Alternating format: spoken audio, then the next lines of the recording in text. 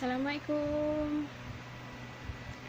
Gimana kabar kalian? Semoga kalian semua sehat selalu dan selalu dalam lindungan Allah Subhanahu wa taala. Amin. Dan di masa pandemi ini kita harus jaga kesehatan dan selalu pakai masker kemanapun kita pergi.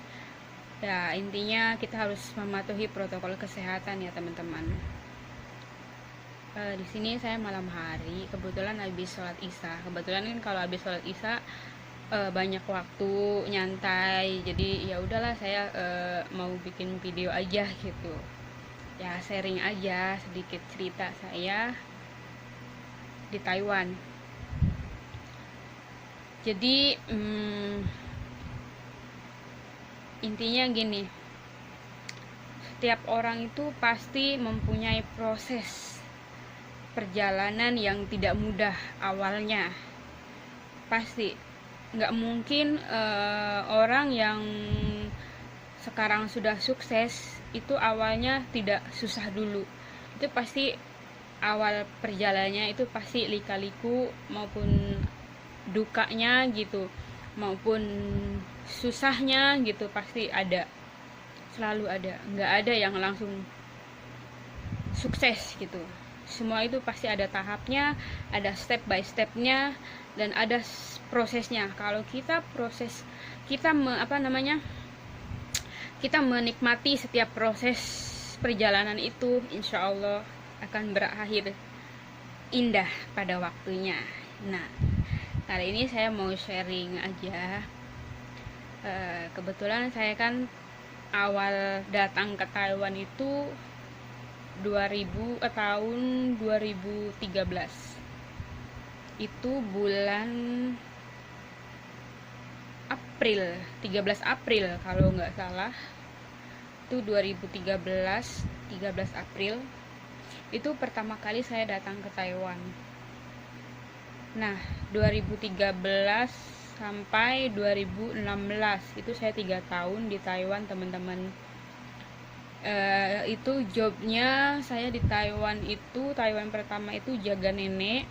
Itu daerah Zhongli, daerah Taoyuan sana. Itu deket sama stasiun Chongli.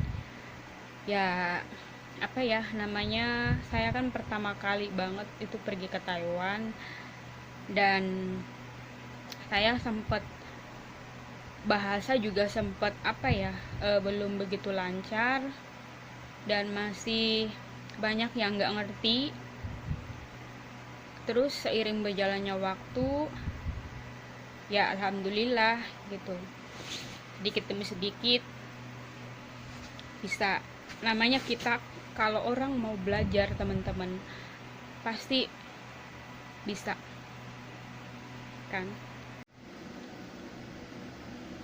Nah, kalau kita mau belajar itu pasti lama-lama kita akan bisa bahasa Taiwan. Dulu saya juga di PT cukup lama, teman-teman. Itu sekitar 6 bulan waktu pertama ke Taiwan. Maaf ya kalau suaranya agak terganggu sedikit karena di samping saya ada kipas angin. Kalau nggak pakai kipas angin panas, teman-teman. Aduh, Taiwan itu panasnya luar biasa. Tapi nggak apa-apa, disyukuri ya. Cuaca panas, cuaca hujan, itu nikmat dari Allah, rezeki dari Allah. Kita harus mensyukuri, jangan mudah mengeluh. Kita harus selalu bersyukur, kita harus selalu mensyukuri apa yang Allah kasih. Jadi lupa tadi mau sampai mana. Iya, saya itu kan pertama ke Taiwan itu di PT selama 6 bulan. Jadi lumayan cukup lama sih, teman-teman. Cuman karena itu kan yang 6 bulan itu kan sebenarnya aku di PT berapa bulan itu sempat dapat job, cuma di cancel karena nggak tahu juga itu karena neneknya yang dijaganya meninggal apa gimana, aku juga kurang paham. Orang kantor itu nggak ngasih tahu aku. Nah, setelah itu akhirnya kan aku ke Taiwan tuh 2013 itu kan. Terus Aku di majikan itu teman-teman selama 7 bulan aku nggak boleh pegang HP, karena katanya kalau pertama datang ke Taiwan itu selama masih potongan itu nggak boleh pegang HP. Aku juga nggak tahu itu peraturan dari mana, tapi ya aku denger aja katanya. Pas waktu itu kan aku masih apa ya, masih benar-benar kurang pengalaman, karena kerja di Singapura sama Taiwan itu kan beda katanya. Itu kan aku sebelum ke Taiwan itu kan ke Singapura dulu 2 tahun tuh. Nah aku selama 7 bulan itu aku nggak pegang HP teman-teman. Terus saya sempat berpikir, saya juga susah kan untuk telepon ke Indonesia, karena majikan sempat nawarin saya buat nelpon ke Indonesia, cuman itu nggak bisa, nggak tahu masalahnya apa, aku juga nggak tahu. Walaupun pakai kode itu tetap nggak bisa telepon. Ya sudah, karena saya sabar terus akhirnya jatuh pada waktunya itu. Aku kemarin itu potongan selama 9 bulan tahun kalau nggak salah, kalau Taiwan pertama itu. Iya, setahun apa 9 bulan ya, lupa aku. Nah terus aku itu mencoba memberanikan diri untuk ngomong sama majikanku, karena aku mau beli HP gitu. Akhirnya aku ngomong ke ama ya, ke nenekku. Terus aku ngomong, ama, wow istri, aku bilang permisi, aku mau tanya boleh nggak kalau aku beli HP dan aku mau pegang HP gitu, soalnya kan aku susah nggak bisa telepon ke Indonesia lewat telepon rumah kamu, aku bilang gitu. Terus ya udah, akhirnya ama ngebolehin. Terus waktu itu kan teteh perempuan saya kan ada di Taiwan juga. Terus saya nyuruh teteh saya beli HP.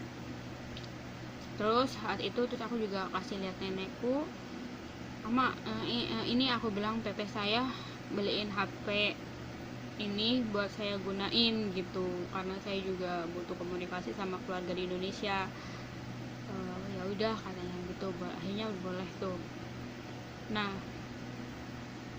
tapi apa ya, di situ saya nggak pernah tidur siang teman-teman. Katanya kan kalau di Taiwan itu kan jaga orang tua kan biasanya kan harus tidur siang ya, tapi itu saya enggak sama sekali. Selama 3 tahun itu aku nggak pernah tidur siang teman-teman. Walaupun ngantuk itu ngantuk, tapi ya gimana lagi ya. Ya udahlah, disyukurin aja, dijalanin. Dan akhirnya saya juga 1 tahun pertama 2 tahun pertama itu nggak pernah libur teman-teman, karena itu tempat majikanku yang dulu tuh jauh dari mana-mana, jadi pasarnya juga jauh, terus kayak 7-Eleven juga nggak ada, jauh. Itu adanya Okemat, jauh. Saya juga jujur ya, saya tuh kalau misalnya ke pasar itu sekalian itu beli cemilan tuh banyak gitu. Terus saya juga ya itu walaupun saya beli cemilan banyak, itu habisnya itu sampai berbulan-bulan teman-teman, karena saya kan nggak suka ngemil orangnya gitu. Cuman kalau lagi pengen aja baru ngemil gitu, kalau misalkan enggak ya enggak gitu. Paling aku senangnya minum air putih gitu. Terus aku kan ada temen tuh di depan rumah majikanku, dia ngajakin libur. Nah akhirnya disitulah aku pertama kali aku libur itu ke stasiun Sungli sama temenku. Itu aku di situ 3 tahun itu bisa dihitung temen-temen liburnya cuma berapa kali ya itu.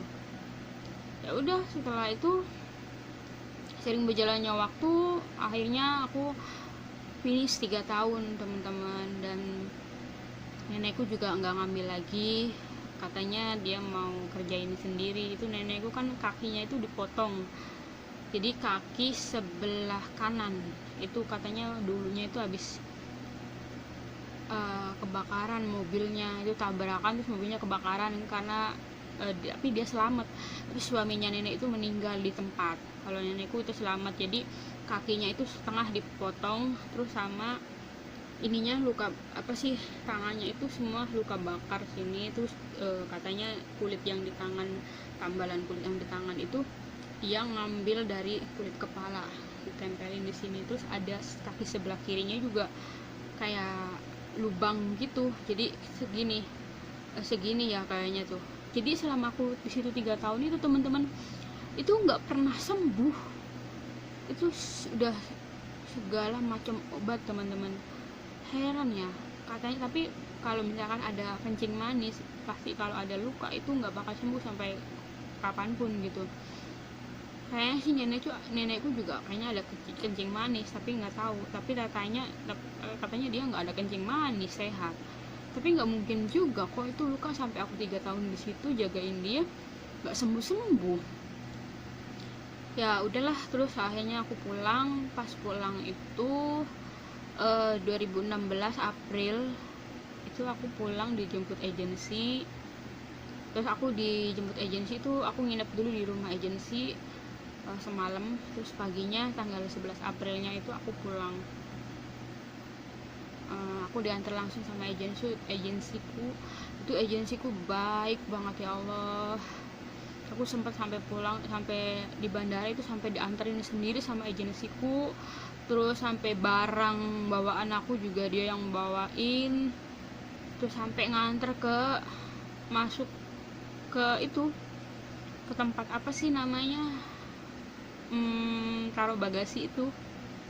Sampai itu agensiku itu baik banget, cewek. Terus dia juga orangnya nggak pernah bela-belain majikan gitu. Terus apa ya,